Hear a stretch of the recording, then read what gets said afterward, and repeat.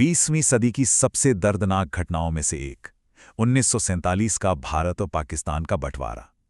आज के इस एक्सप्लेनर में हम सीधे उन ऐतिहासिक पन्नों को पलटेंगे और समझेंगे कि आज़ादी की वो सुबह अपने साथ बंटवारे का इतना गहरा जख्म कैसे ले आई। जरा अगस्त 1947 के इस भयानक विरोधाभास को समझिए। एक तरफ दिल्ली में आज़ादी का जश्न मन रहा था, ट्रिस्ट विद डेस्टिनी वाले ऐतिहासिक भाषण गूंज रहे थे, और ठीक उसी वक्त ज़मीनी हकीकत क्या थी? आम इंसान हिंसा और विस्थापन के एक ऐसे बुरे सपने से गुजर रहा था जहां खून से सनी रिफ्यूजी ट्रेनें नई सरहदों को पार कर रही थीं। मतलब जश्न और मातम दोनों एक साथ चल रहे थे। इस पूरी ट्रेजेडी को अच्छे से समझने के लिए हम इसे 4 हिस्सों में बांटेंगे। पहला, बंटवारे के बीज कहां बोए गए। दूसरा, नेताओं के बीच की राजनीतिक खींचतान। तीसरा, जल्दबाजी में खींची गई रेखा। और आखिर में मानवीय त्रासदी। तो चलिए सबसे पहले बात करते हैं बंटवारे के बीजों की। आखिर इस पूरे विवाद की असल शुरुआत कहां से हुई? आपको शायद लगे कि बंटवारे की बात 1947 के आसपास शुरू हुई होगी, लेकिन नहीं, इसकी जड़ें कई दशक पुरानी हैं। इसकी शुरुआत होती है 1905 से, जब लॉर्ड कर्जन ने बांटो और राज करो की नीति के तहत बंगाल का विभाजन कर दिया। इसके ठीक बाद 1906 में ऑल इंडिया मुस्लिम लीग का गठन हुआ, और फिर 1909 में आए मॉर्ले मिंटो रिफॉर्म्स, जिसने असल में इस पूरी आग में घी डालने का काम किया। अब आप सोचेंगे ये मॉर्ले मिंटो रिफॉर्म्स इतने अहम क्यों हैं? क्योंकि इन्होंने सेपरेट इलेक्टोरेट्स यानी पृथक निर्वाचन प्रणाली की शुरुआत की। आसान भाषा में समझें तो इस सिस्टम के तहत एक खास धर्म के लोग सिर्फ अपने ही धर्म के उम्मीदवार को वोट दे सकते थे, और यहीं से राष्ट्रीय एकता पीछे छूट गई और धर्म के नाम पर राजनीतिक बंटवारे का वो बीज बो दिया गया, जिसने आगे चलकर एक बहुत बड़े पेड़ का रूप ले लिया। अब आते हैं दूसरे हिस्से पर, राजनीतिक खींचतान। यहां हम उन नेताओं के फैसलों को समझेंगे जिन्होंने इस उपमहाद्वीप का पूरा नक्शा ही बदल कर रख दिया। यहाँ एक बहुत ही चौंकाने वाला बदलाव देखने को मिलता है। जो मोहम्मद अली जिन्ना 1916 में हिंदू मुस्लिम एकता के राजदूत माने जाते थे, वही जिन्ना 1940 आते आते टू नेशन थ्योरी यानी द्विराष्ट्र सिद्धांत के सबसे बड़े पैरोकार बन गए। उनका ये मानना हो गया था कि हिंदू और मुस्लिम ये दोनों बिल्कुल अलग सभ्यताएं हैं जो कभी एक साथ नहीं रह सकती। तो आखिर ऐसा क्या हुआ कि जिन्ना की सोच इतनी बदल गई? इसका टर्निंग पॉइंट था 1937 का चुनाव। कांग्रेस ने एक तरफा जीत हासिल की, लेकिन मुस्लिम लीग के साथ सत्ता साझा करने से बिल्कुल इनकार कर दिया। बस इसी एक इनकार ने जिन्ना के मन में यह गहरा डर बिठा दिया कि आज़ाद भारत में मुसलमानों की आवाज को पूरी तरह दबा दिया जाएगा।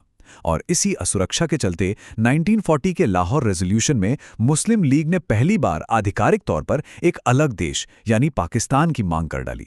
बंटवारे को रोकने और भारत को एक रखने की आखिरी कोशिश थी 1946 का कैबिनेट मिशन। इसमें बंटवारे की जगह एक 3 टियर ग्रुपिंग सिस्टम का प्रस्ताव रखा गया था। जिन्ना इस पर राजी भी हो गए थे, क्योंकि उन्हें इसके अंदर अपना एक छोटा पाकिस्तान बनता हुआ दिख रहा था। लेकिन तभी पंडित नेहरू ने पब्लिकली एक बयान दे दिया कि भविष्य में इन समूहों के नियम बदले जा सकते हैं। जिन्ना को लगा कि उनके साथ सीधा धोखा हो रहा है, और फिर इसी अविश्वास और अहम के टकराव में जिन्ना ने अपना समर्थन वापस ले लिया और देश को एक रखने की आखिरी उम्मीद भी टूट गई। इस वक्त तक हालात पूरी तरह बेकाबू हो चुके थे। हर तरफ हिंसा भड़क रही थी, और इसी के चलते सरदार वल्लभ भाई पटेल जैसे नेताओं को एक बेहद मुश्किल फैसला लेना पड़ा। उनका ये कथन सुनिए, अगर किसी अंग में सड़न हो जाए तो पूरे शरीर को बचाने के लिए उस अंग को काटना ही पड़ता है। उन्हें ये बात समझ आ गई थी कि अगर पूरे देश को एक खत्म न होने वाले गृह युद्ध से बचाना है तो अब बंटवारे को स्वीकार करने के अलावा और कोई रास्ता नहीं बचा है। चलिए अब तीसरे हिस्से की तरफ बढ़ते हैं, जल्दबाजी में खींची गई रेखा। आखिर ये जमीन का बंटवारा हुआ कैसे? ये आंकड़ा सुनकर आप हैरान रह जाएंगे। सिर्फ 5 हफ्ते। जी हां, ये वो कुल समय था जो सिरिल रैडक्लिफ को दिया गया था। रैडक्लिफ एक ऐसे ब्रिटिश वकील थे जिन्होंने इससे पहले कभी भारत की जमीन पर कदम तक नहीं रखा था। सोचिए, एक ऐसा इंसान जो यहाँ के भूगोल और संस्कृति से बिल्कुल अनजान था, उसे महज 35 दिनों में 2 विशाल देशों की सरहदें तय करने का जिम्मा सौंप दिया गया। और ये बंटवारा सिर्फ जमीन का नहीं था, सरकारी खजाने को भी बांटा गया। भारत के हिस्से में आया 82.5% और पाकिस्तान को मिला 17.5%, जो उस समय करीब 75 करोड़ रुपए बनता था। मजे की बात तो यह है कि यह आवंटित रकम पाकिस्तान को ऐसे ही आसानी से नहीं मिल गई। इसे पूरी तरह से रिलीज करवाने के लिए महात्मा गांधी तक को आमरण अनशन की धमकी देनी पड़ी थी। लेकिन ये बंटवारा तो हदों को ही पार कर देता है। मतलब सेना को 2/3 और 1/3 के अनुपात में बांटना तो फिर भी समझ आता है, लेकिन दफ्तरों की मेज़ें, कुर्सियां और टाइपराइटर तक गिन गिन कर बांटे गए। यहां तक कि लाइब्रेरियों में रखी एनसाइक्लोपीडिया और किताबों को भी सचमुच बीच से फाड़कर दोनों देशों में बांट दिया गया। ये बंटवारा कम और एक भयानक मजाक ज्यादा लग रहा था। और इस पूरी अव्यवस्था के पीछे एक बहुत बड़ा कारण था जल्दबाजी। अंग्रेजों के जाने की तय तारीख थी जून 1948, लेकिन लॉर्ड माउंटबैटन ने बिना सोचे समझे इसे खिसकाकर 15 अगस्त 1947 कर दिया। इसका नतीजा क्या हुआ? रेड क्लिफ लाइन की घोषणा 17 अगस्त तक हो ही नहीं पाई। मतलब लाखों करोड़ों लोग 15 अगस्त को आज़ादी का जश्न तो मना रहे थे, लेकिन अगले 2 दिनों तक उन्हें ये मालूम ही नहीं था कि वो दरअसल भारत में हैं या पाकिस्तान में।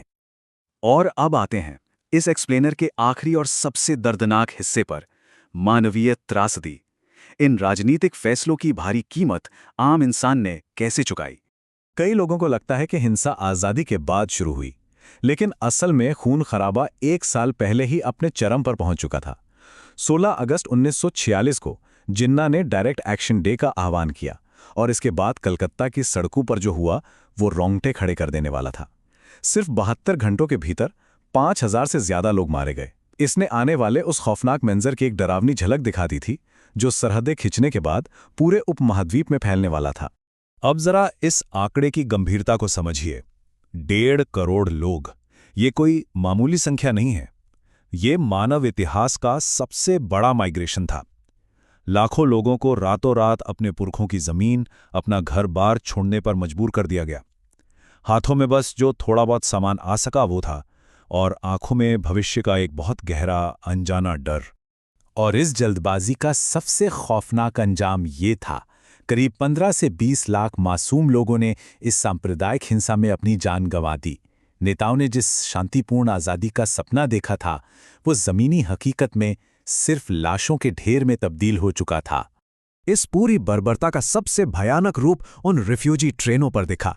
जब ये ट्रेनें बॉर्डर पार करके स्टेशन पर पहुंचती तो वहां कोई शोर नहीं होता था, एकदम सन्नाटा, क्योंकि पूरी की पूरी ट्रेन लाशों से भरी होती थी। अमृतसर पहुंचने वाली एक ऐसी ही खून से सनी ट्रेन पर एक पर्चा चिपका मिला, जिस पर लिखा था, पटेल और नेहरू को तोहफा। ये सच में रूह कपा देने वाला था। तो अगर इन सारी कड़ियों को जोड़ें तो क्या तस्वीर उभर कर आती है? जिन्ना को अपना अलग पाकिस्तान तो मिल गया, लेकिन बंटवारे के सिर्फ 1 साल बाद ही ट्यूबरक्लोसिस से उनकी मौत हो गई। एक ऐसी बीमारी जिसे उन्होंने आखिरी दम तक दुनिया से छिपा कर रखा था, ताकि पाकिस्तान बन सके। जल्दबाजी में खींची गई उन लकीरों ने इस उपमहाद्वीप के फेफड़ों यानी पंजाब और बंगाल को बुरी तरह चीर कर रख दिया। और उन फैसलों से जो भू राजनीतिक और भावनात्मक घाव मिले, वो दशकों बाद आज भी बिल्कुल ताज़ा हैं। हमारा ये एक्सप्लेनर यहाँ खत्म होता है, लेकिन जाते जाते ये आपको एक बहुत ही चुभने वाले सवाल के साथ छोड़ जाएगा। जब बंद कमरों में बैठे नेता जल्दबाजी में और अपने अहंकार के चलते नक्शों पर लकीरें खींचते हैं, तो उसकी आखिरी कीमत आखिर कौन चुकाता है? जरा सोचिएगा। इस एक्सप्लेनर में हमारे साथ जुड़ने के लिए आपका बहुत बहुत शुक्रिया।